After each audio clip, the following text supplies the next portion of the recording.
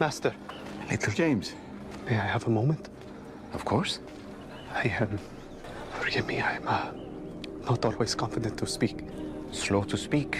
It's a very good quality. Wanted to ask you a question. Please? So you're sending us out with the ability to heal the sick and lame. Yes, that is what you said. Yes. So you're telling me that I have the ability to heal.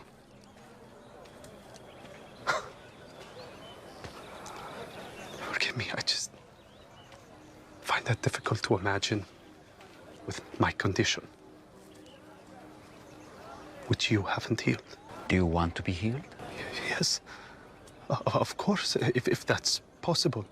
I think you've seen enough to know it's possible.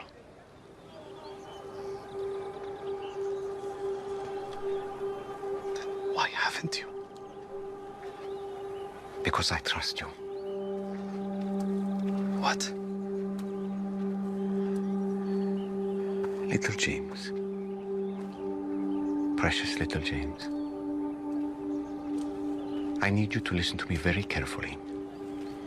Because what I'm going to say defines your whole life to this point and will define the rest of your life. Do you understand?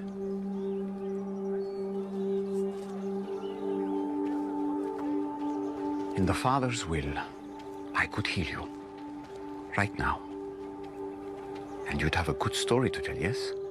Yes, that you do miracles. And that's a good story. But there are already dozens who can tell that story. And there will be hundreds more, even thousands. But think of the story that you have, especially in this journey to come, if I don't heal you. To know how to proclaim that you still praise God in spite of this. To know how to focus on all that matters, so much more than the body. To show people that you can be patient with your suffering here on earth because you know you'll spend eternity with no suffering. Not everyone can understand that. How many people do you think the Father and I trust this with? Not many. But the others, there's so much more. So much more what? I don't know. Stronger? Better at this? James, I love you. But I don't want to hear that ever again.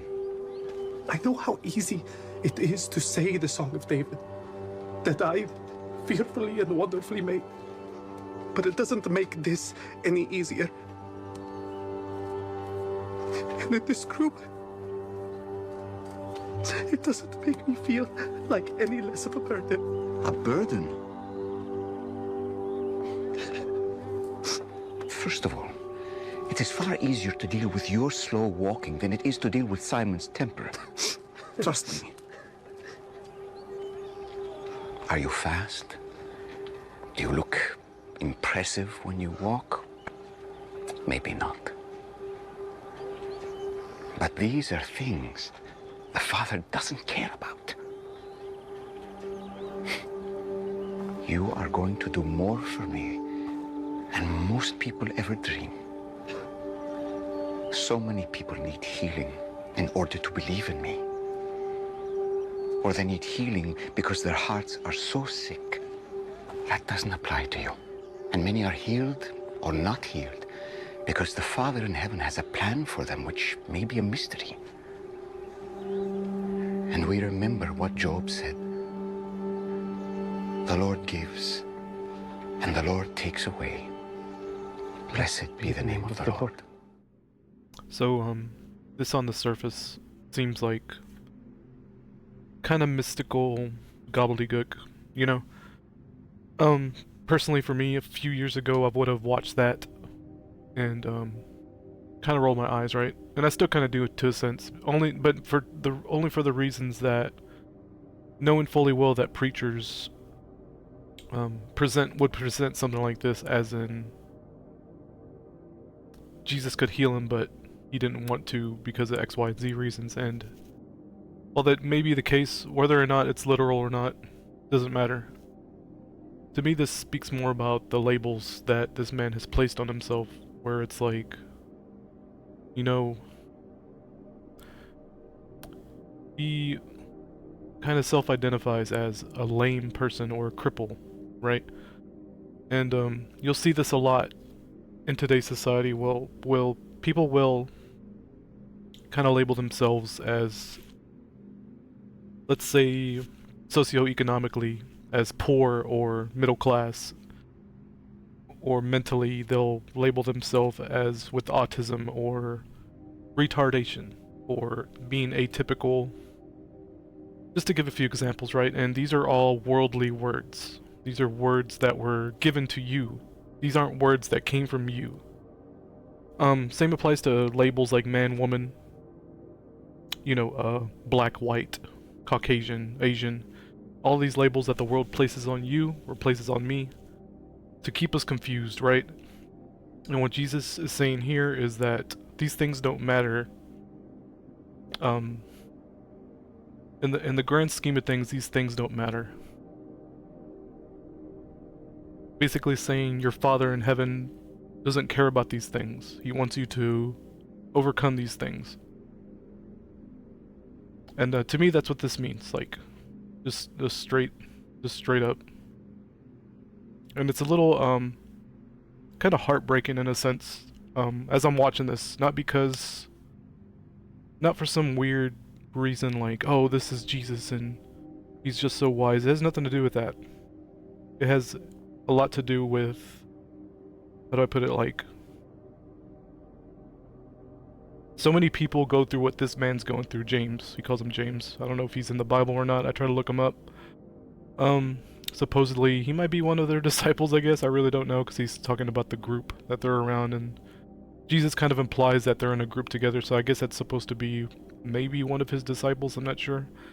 I don't know. I don't really care. It's not important. But he sees himself as a burden. He's judging himself as a burden. When it's like, and Jesus is basically saying, well, God doesn't see you as a burden, so why do you see yourself as a burden? Like, where did you get this idea that you're a burden? Simon over here is a loudmouth. He's annoying. He has anger issues. I'd rather deal with you and how slow you walk than deal with him. And, you know, trying to make him laugh. Trying to, you know, Jesus trying to find a commonality. Like, at least in the Bible, right? I think Jesus was brilliant in that way when it came to attempting to identify with people. Like, he was good at identifying with people. And I think it was like a superpower to a degree where he just understood people very well. I don't know, guys, just take this into consideration. I'm gonna try to, it's a 5-minute clip, almost a 5-minute clip. I'm gonna try to knock it down to maybe 2 minutes by cutting out bits and pieces.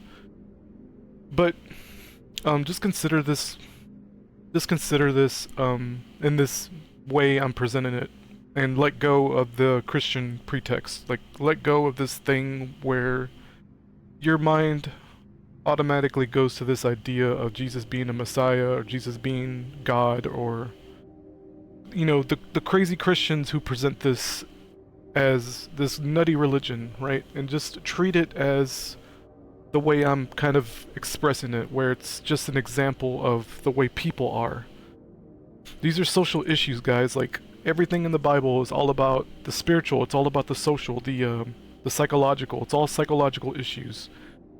And Jesus understood this more than anybody. Think about, put yourself in the shoes of this man who all of his life has been told that, you know, he's lame, he's a cripple, he has to have a stick to walk around, he slows others down, and never once told by anyone that he was just, you're a son of God, first and foremost. You're not all these labels, right?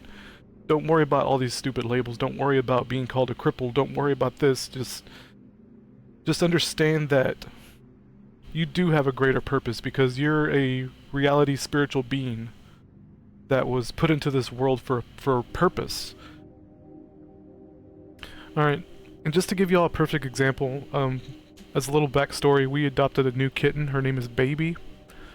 And when my wife discovered her, she has a syndrome called swimmer syndrome, which is this kind of, this thing where their back legs, the ligaments and their joints and their muscles in the back legs aren't developing correctly.